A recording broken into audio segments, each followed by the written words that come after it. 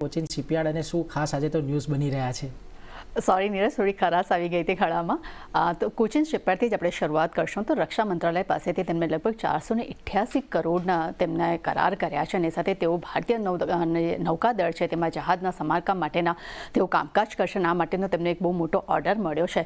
તેને કારણે કરીને આજે આ શહેરમાં આપણને એક સારું એવું બાઉન્સબેક જોવા મળ્યું છે. ત્યાં બીજી તરફ અગર મજગાંવ ટકની વાત કરશું તો તેમને પણ રક્ષા મંત્રાલય સાથે કંપનીએ કરાર કર્યા છે અને લગભગ 1615 કરોડના આ કરાર તેમણે કર્યા છે. અને કંપની જે છે સરકાર જે કંપની પાસેથી લગભગ 6 પેટ્રોલ વેસલ છે તે ખરીદશે અને ત્યાં એકચ્યુઅલી તેઓ તે કોસ્ટલ ગાર્ડ છે તેના માટે તેઓ 6 પેટ્રોલ જે વેસલેસ છે તે ખરીદવા જઈ રહી છે. અને બંને પોઝિટિવ સમાચાર છે બંને શેર્સ માટે. એટલે આજે બંને શેર્સમાં આપણને એવું સારી એવી ખરીદદારી સાથે કારોબાર કરતો જોવા મળી રહ્યો છે.